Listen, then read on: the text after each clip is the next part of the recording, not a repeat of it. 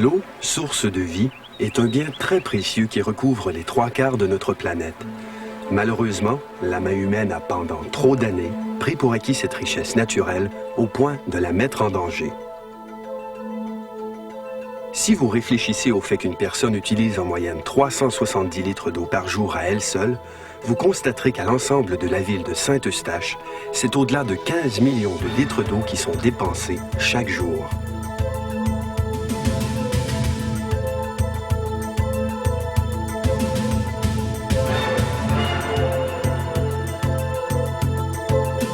Lorsqu'il y a des millions de litres d'eau usée, les composantes polluantes prennent une proportion inquiétante. La rivière des Mille-Îles, longeant la ville de Saint-Eustache, n'a plus aujourd'hui la vitalité et l'utilité d'autrefois. Nous nous retrouvons face à une problématique qui s'aggrave d'année en année, la contamination bactériologique de l'eau, de même que la détérioration de la flore et de la faune aquatique. Afin de récupérer graduellement ce magnifique plan d'eau qu'est la rivière des Mille-Îles, la ville de Saint-Eustache s'est dotée d'une usine ultramoderne de traitement des eaux usées. Cette ville des Basses-Laurentides est ainsi devenue un leader dans le domaine de l'assainissement des eaux, puisque les procédés utilisés dans la station de traitement sont à la fine pointe de la technologie. Les divers équipements servent à traiter l'eau, mais aussi les boues et l'air vicié engendré par le traitement de l'eau. L'eau des maisons, des industries et des commerces est acheminée vers les stations de traitement par un réseau de conduites souterraines. Grâce à de puissants appareils de pompage, l'eau fait son entrée à la station et débute son traitement.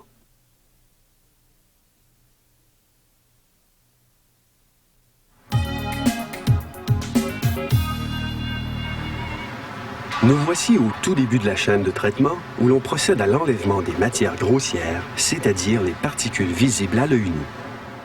Un dégrilleur enlève tout ce qui est supérieur à 13 mm, comme les papiers et les branches. Ces rebuts sont acheminés dans un bac.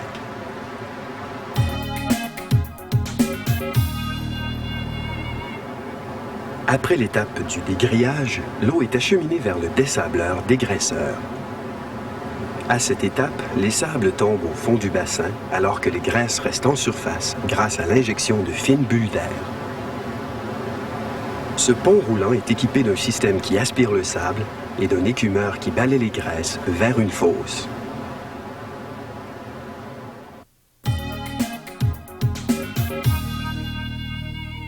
L'étape suivante est celle de la décantation, épaississement. Sa fonction consiste à retirer de l'eau les matières en suspension qui ont la caractéristique d'être décantables. La décantation est un phénomène fort simple. Il suffit d'attendre que les particules tombent au fond du bassin. Le phénomène à lui seul est beaucoup trop long, c'est pourquoi nous ajoutons 2 procédés d'accélération. D'abord, on ajoute un agent chimique appelé flocculant. Cet agent regroupe les particules en suspension sous forme de flocons qui, alourdis, tombent plus facilement au fond du bassin. Dans un deuxième temps, des lamelles obliques intégrées au bassin servent d'appui aux flocons qui glissent encore plus rapidement, comme le démontre cette expérience. C'est aussi à cette étape que l'été, on procède à l'enlèvement des phosphates. On retrouve les phosphates dans des produits domestiques comme les savons. Rejetés à la rivière, les phosphates agissent comme nourriture pour les algues. Celles-ci, suralimentées, se multiplient exagérément. Cette grande quantité d'algues est nuisible pour les autres organismes vivants dans les cours d'eau car, en se décomposant, elles y monopolisent une grande partie de l'oxygène. Après le dégrillage, le dessablage, dégraissage et la décantation, épaississement, l'eau est épurée à 60%. Maintenant, la pollution encore présente dans l'eau est invisible à l'œil nu. Pour l'enlever, on procède à la filtration biologique. Biologique car en plus d'utiliser les propriétés d'un filtre comme ceux que l'on retrouve dans les piscines, les filtres utilisent l'action bactériologique. Le milieu filtrant est constitué de grains de schiste sur lesquels s'accrochent des millions de bactéries.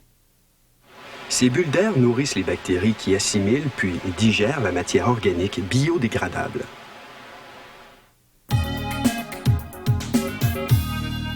Cette lueur verdâtre est caractéristique des rayons ultraviolets.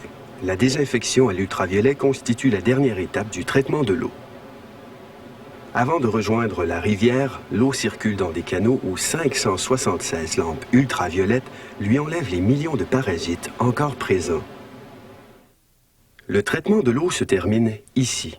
Épurée à plus de 95 %, l'eau retourne à la rivière en empruntant un émissaire qui la conduira à 190 mètres des berges.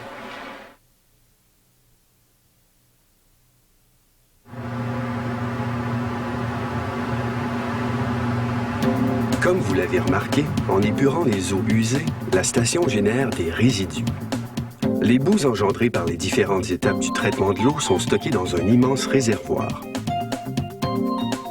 Lorsque ce réservoir est plein, on procède à la déshydratation des boues. Les boues sont pressées dans cet appareil appelé filtre à bande afin d'être essorées entre ces deux toiles. L'eau ainsi recueillie est retournée en début de traitement, tandis que les boues déshydratées reçoivent un traitement final qui consiste en un chaulage à sec. Nos objectifs sont que cette opération neutralise les boues afin de permettre leur éventuelle utilisation à titre d'engrais. Les résidus de dégrillage, les sables et les graisses sont acheminés par camion vers les sites d'enfouissement sanitaire.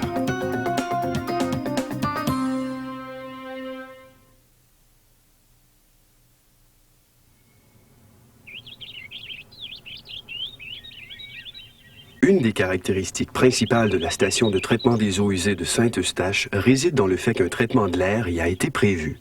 La nouvelle station, très compacte, est entièrement recouverte et possède une filière de traitement de l'air qui est unique en son genre au Québec.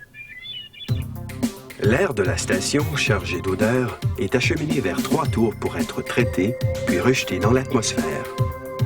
Dans ces immenses tours, l'air vicié est purifié grâce à l'injection d'une solution oxydante sous forme de bruine. Pour le traitement de l'air, le contrôle de la qualité s'effectue à partir de ce point d'échantillonnage.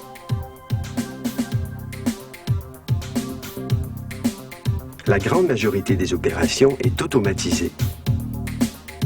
Les ordinateurs permettent la surveillance à distance de l'ensemble des procédés.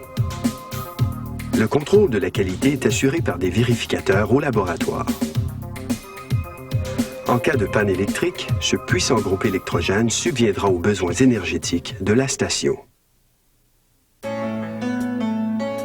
Avec ces procédés ultra-modernes, la station de traitement des eaux usées s'avère une réalisation concrète, entraînant un impact environnemental des plus positifs. Puisque l'eau est une ressource naturelle dont nous sommes tous responsables, de plus en plus de municipalités se donnent la main afin de protéger nos cours d'eau. Aussi, la participation de chacun en matière de conservation de l'eau demeure un facteur indispensable au succès. Les citoyens de Saint-Eustache sont conscients que leurs gestes quotidiens, conjugués aux efforts municipaux et gouvernementaux, sont garants de leur qualité de vie et qu'ils établissent des bases solides pour le patrimoine des générations futures.